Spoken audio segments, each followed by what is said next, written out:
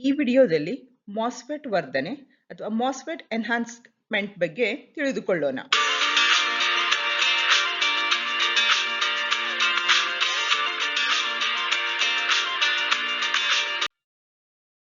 ಮೊದಲಿಗೆ N channel ವರ್ಧನೆ MOSFET. ಚಿತ್ರವು ಲೋಹದ ಆಕ್ಸೈಡ್ ಅರೆವಾಹಕ FETನ ನಿರ್ಮಾಣವನ್ನು ತೋರಿಸುತ್ತದೆ. ಇದನ್ನು ಇನ್ಸುಲೇಟೆಡ್ ಗೇಟ್ FET ಎಂದು ಕರೆಯುತ್ತಾರೆ. ಹೆಚ್ಚಿನ ಮಾದರಿಯ ಪಿ ಮಾದರಿಯ ಸಬ್ಸ್ಟ್ರೇಟ್ ಅಥವಾ ತಲಾಧಾರದಿಂದ ಪ್ರಾರಂಭಿಸಿ ಹೆಚ್ಚು ಡೂಪ್ ಮಾಡಲಾದ ಲೋಹದ ಎನ್ ಮಾದರಿಯ 2 ಬ್ಲಾಕ್ಗಳನ್ನು ತಲಾಧಾರದೊಳಗೆ ಹರಡಲಾಗುತ್ತದೆ. ನಂತರ ಮೇಲ್ಮೈಯನ್ನು ಸಿಲಿಕಾನ್ ಡೈಆಕ್ಸೈಡ್ ಪದರದಿಂದ ಲೇಪಿಸಲಾಗುತ್ತದೆ. ಈ ಎನ್ ಮಾದರಿಯ ಬ್ಲಾಕ್ಗಳೊಂದಿಗೆ ಸಂಪರ್ಕ ಸಾಧಿಸಲು ಸಿಲಿಕಾನ್ ಡೈಆಕ್ಸೈಡ್ ಮೂಲಕ ರಂಧ್ರಗಳನ್ನು ನಿರ್ಮಿಸಲಾಗುತ್ತದೆ. ವಿವರಿಸಿದಂತೆ ಮೂಲ ಮತ್ತು ಡ್ರೈನ್ ಟರ್ಮಿನಲ್ಗಳಿಗಾಗಿ ರಂಧ್ರಗಳ ಮೂಲಕ ಲೋಹವನ್ನು ಸೇರಿಸಲಾಗುತ್ತದೆ ಮತ್ತು ಡ್ರೈನ್ ಮತ್ತು ಮೂಲ ಅಥವಾ ಸೋರ್ಸ್ ನಡುವಿನ ಮೇಲ್ಮೈ ಪ್ರದೇಶದಲ್ಲಿ ಲೋಹದ ತಟ್ಟೆಯನ್ನು ಸೇರಿಸಲಾಗುತ್ತದೆ. ವಿವರಿಸಿದಂತೆ ಈ ಪ್ಲೇಟ್ ಗೇಟ್ ಆಗಿ ಕಾರ್ಯನಿರ್ವಹಿಸುತ್ತದೆ. ಚಿತ್ರದಲ್ಲಿ ತೋರಿಸಿರುವ ಪರಿಸ್ಥಿತಿಯನ್ನು ಗಮನಿಸಿದಾಗ ಮೂಲಕ್ಕೆ ಸಂಬಂಧಿಸಿದಂತೆ ಮಾಸ್ಫೆಟ್ನ ಡ್ರೈನ್ ಟರ್ಮಿನಲ್ ಧನಾತ್ಮಕವಾಗಿದೆ ಮತ್ತು ಗೇಟ್ ಓಪನ್ ಸೋರ್ಸ್ ಆಗಿದೆ. 2 ಎನ್ ಟೈಪ್ ಬ್ಲಾಕ್ಗಳು ಮತ್ತು ಪಿ ಟೈಪ್ ಸಬ್ಸ್ಟ್ರೇಟ್ ವಸ್ತುವಿನ ಪ್ರತಿರೋಧದಿಂದ ಸಂಪರ್ಕಗೊಂಡಿರುವ ಬ್ಯಾಕ್ ಟು ಬ್ಯಾಕ್ PN ಜಂಕ್ಷನ್ಗಳನ್ನು ರೂಪಿಸುತ್ತದೆ. ಈ ಡ್ರೈನ್ ಟರ್ಮಿನಲ್ಗೆ ಹತ್ತಿರವಿರುವ PN ಜಂಕ್ಷನ್ ಹಿಮ್ಮುಖ ಬಯಾಸ್ವಾಗಿದೆ. ಆದ್ದರಿಂದ ಡಿ ಇಂದ ಎಸ್ಗೆ ಬಹಳ ಸಣ್ಣ ಅಥವಾ ಹಿಮ್ಮುಖ ಸೋರಿಕೆ ಕರೆಂಟ್ ಮಾತ್ರ ಹರಿಯುತ್ತದೆ. ಈಗ ಮೂಲ ಟರ್ಮಿನಲ್ ಅನ್ನು ತಲಾಧಾರಕ್ಕೆ ಸಂಪರ್ಕಿಸಲಾಗಿದೆ ಮತ್ತು ಚಿತ್ರದಲ್ಲಿ ತೋರಿಸಿರುವಂತೆ ಧನಾತ್ಮಕ ಗೇಟ್ ವೋಲ್ಟೇಜ್ ಅನ್ನು ಅನ್ವಯಿಸಲಾಗಿದೆ. ಈ ತಲಾಧಾರದೊಳಗಿನ ಋಣಾತ್ಮಕ ಅಲ್ಪಸಂಖ್ಯಾತ ಚಾರ್ಜ್ ವಾಹಕಗಳು ಗೇಟ್ ಅನ್ನು ರೂಪಿಸುವ ಪ್ಲೇಟ್ಗೆ ಆಕರ್ಷಿತವಾಗುತ್ತವೆ. ಈ ಚಾರ್ಜ್ ವಾಹಕಗಳು ಎಲೆಕ್ಟ್ರಾನ್ಗಳು ಸಿಲಿಕಾನ್ ಡೈಆಕ್ಸೈಡ್ ಗೇಟ್ ಅನ್ನು ದಾಟಲು ಸಾಧ್ಯವಾಗದ ಕಾರಣ ಅವು ತಲಾಧಾರದ ಮೇಲ್ಮೈಗೆ ಹತ್ತಿರದಲ್ಲಿ ಸಂಗ್ರಹಗೊಳ್ಳುತ್ತವೆ.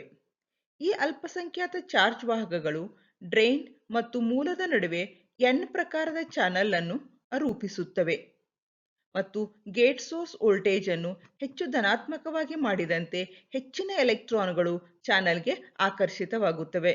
ಇದರಿಂದಾಗಿ ಚಾನಲ್ನ ಪ್ರತಿರೋಧವು ಕಡಿಮೆಯಾಗುತ್ತದೆ.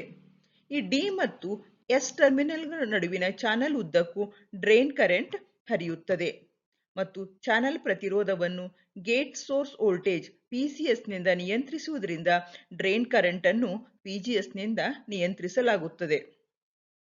ಈ ಧನಾತ್ಮಕ ಗೇಟ್ ಸೋರ್ಸ್ ವೋಲ್ಟೇಜ್ನಿಂದ ಚಾನಲ್ದ ವಾಹಕತೆಯನ್ನು ವರ್ಧಿಸಲಾಗುತ್ತದೆ ಎಂದು ಹೇಳಲಾಗುತ್ತದೆ. ಆದ್ದರಿಂದ ಈ ಸಾಧನವನ್ನು ವರ್ಧನೆಯ ಮೋಡ್ ಮಾಸ್ಫೆಟ್ ಅಥವಾ EMOS ಟ್ರಾನ್ಸಿಸ್ಟರ್ ಎಂದು ಕರೆಯಲಾಗುತ್ತದೆ. ಈಗ ಡ್ರೈನ್ ಮತ್ತು ವರ್ಗಾವಣೆಯ ಗುಣಲಕ್ಷಣಗಳ ಬಗ್ಗೆ ತಿಳಿದುಕೊಳ್ಳೋಣ.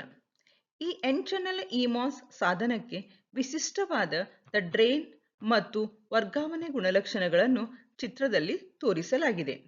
ಈ ಧನಾತ್ಮಕ ಗೇಟ್ಸ್ ಬಯಾಸ್ ಹೆಚ್ಚಾದಂತೆ ಎರಡೂ ಗುಣಲಕ್ಷಣಗಳಲ್ಲಿ ID ಅಥವಾ ಡ್ರೈನ್ ಕರೆಂಟ್ ಹೆಚ್ಚಾಗುತ್ತದೆ ಎಂಬುದನ್ನು ಗಮನಿಸಿ. ಈ ಮಾಸ್ಫೆಟ್ನ ಗೇಟ್ ಅನ್ನು ಚಾನಲ್ನಿಂದ ಬೇರ್ಪಡಿಸಲಾಗಿರುವುದರಿಂದ ಯಾವುದೇ ಗೇಟ್ ಸೋರ್ಸ್ ಲೀಕೇಜ್ ಕರೆಂಟ್ ಇರುವುದಿಲ್ಲ ಮತ್ತು ಸಾಧನವು ಅತ್ಯಂತ ಹೆಚ್ಚಿನ ಇನ್ಪುಟ್ ಪ್ರತಿರೋಧವನ್ನು ಹೊಂದಿರುತ್ತದೆ, ಸಾಮಾನ್ಯವಾಗಿ 1015 ಅಥವಾ ಹೆಚ್ಚಿನದು. ಈ ರೀತಿಯ ಕಡಿಮೆ ಶಕ್ತಿಯ ಮಾಸ್ಫೆಟ್ಗಾಗಿ ವಿಶಿಷ್ಟವಾದ ಮುಂದಕ್ಕೆ ವರ್ಗಾವಣೆ ಪ್ರವೇಶ ಮೌಲ್ಯಗಳು 1 ಮಿಲಿಸೆಕೆಂಡ್ ನಿಂದ ಗರಿಷ್ಠ 6 ಮಿಲಿಸೆಕೆಂಡ್ ವರೆಗೆ ಇರುತ್ತವೆ. ಈಗ ನಾವು ಗ್ರಾಫಿಕ್ ಚಿಹ್ನೆಗಳ ಬಗ್ಗೆ ತಿಳಿದುಕೊಳ್ಳೋಣ. ಈ ಎನ್ ಚಾನೆಲ್ ಎನ್ಹಾನ್ಸ್ಮೆಂಟ್ ಮಾಸ್ಫೆಟ್ ಟ್ರಾನ್ಸಿಸ್ಟರ್ಗಳಿಗಾಗಿ 2 ಗ್ರಾಫಿಕ್ ಚಿಹ್ನೆಗಳನ್ನು ಚಿತ್ರದಲ್ಲಿ ತೋರಿಸಲಾಗಿದೆ. ಒಂದು ಚಿಹ್ನೆಯು ಆಂತರಿಕವಾಗಿ ಸಂಪರ್ಕಗೊಂಡಿರುವ ಮೂಲ ಮತ್ತು ತಲಾಧಾರವನ್ನು ತೋರಿಸುತ್ತದೆ, ಆದರೆ ಇನ್ನೊಂದು ಪ್ರತ್ಯೇಕ ತಲಾಧಾರ ಟರ್ಮಿನಲ್ ಅನ್ನು ಹೊಂದಿರುತ್ತದೆ. ಈ ಸೂಕ್ತವಾದ ಗೇಟ್ ವೋಲ್ಟೇಜ್ ಅನ್ನು ಅನ್ವಯಿಸುವವರೆಗೆ ಚಾನಲ್ ಅಸ್ತಿತ್ವದಲ್ಲಿರುವುದಿಲ್ಲ ಎಂದು ಸೂಚಿಸಲು ಈ ಸಾಧನದ ಚಾನಲ್ ಅನ್ನು ಪ್ರತಿನಿಧಿಸುವ ರೇಖೆಯನ್ನು 3 ವಿಭಾಗಗಳಾಗಿ ವಿಂಗಡಿಸಲಾಗಿದೆ. ಸಾಧನವು ಇನ್ಸುಲೇಟೆಡ್ ಗೇಟ್ ಅನ್ನು ಹೊಂದಿದೆ ಎಂದು ತೋರಿಸಲು ಗೇಟ್ ಚಿಹ್ನೆಯು ಚಾನಲ್ನೊಂದಿಗೆ ನೇರ ಸಂಪರ್ಕವನ್ನು ಮಾಡುವುದಿಲ್ಲ. ಈ ಬಾಣದ ಹೆಡ್ ಪಿ ಟೈಪ್ ತಲಾಧಾರದಿಂದ ಎನ್ ಟೈಪ್ ಚಾನಲ್ಗೆ ಸೂಚಿಸುತ್ತದೆ. ಈಗ ನಾವು ಪಿ ಚಾನೆಲ್ ಮಾಸ್ಫೆಟ್ ಬಗ್ಗೆ ತಿಳಿದುಕೊಳ್ಳೋಣ. ಚಿತ್ರದಲ್ಲಿ ತೋರಿಸಿರುವಂತೆ ಎನ್ ಟೈಪ್ ಸಬ್ಸ್ಟ್ರೇಟ್ನಿಂದ ಪ್ರಾರಂಭಿಸಿ ಪಿ ಟೈಪ್ ಡ್ರೈನ್ ಮತ್ತು ಸೋರ್ಸ್ ಬ್ಲಾಕ್ಗಳನ್ನು ಡಿಫ್ಯೂಸ್ ಮಾಡುವ ಮೂಲಕ ಪಿ ಚಾನೆಲ್ ಇಮಾಸ್ ಟ್ರಾನ್ಸಿಸ್ಟರ್ ಅನ್ನು ನಿರ್ಮಿಸಲಾಗುತ್ತದೆ. ಎಲ್ಲ ವೋಲ್ಟೇಜ್ ಧ್ರುವೀಯತೆಗಳು ಮತ್ತು ಪ್ರಸ್ತುತ ದಿಕ್ಕುಗಳು ಹಿಮ್ಮುಖವಾಗಿರುತ್ತವೆ ಎಂಬುದನ್ನು ಹೊರತುಪಡಿಸಿದರೆ ಸಾಧನದ ಗುಣಲಕ್ಷಣಗಳು ಎನ್ ಚಾನೆಲ್ ಎನ್ಹಾನ್ಸ್ಮೆಂಟ್ ಮಾಸ್ಫೆಟ್ಗಾಗಿ ವಿವರಿಸಿದ ಗುಣಲಕ್ಷಣಗಳಿಗೆ ಹೋಲುತ್ತವೆ.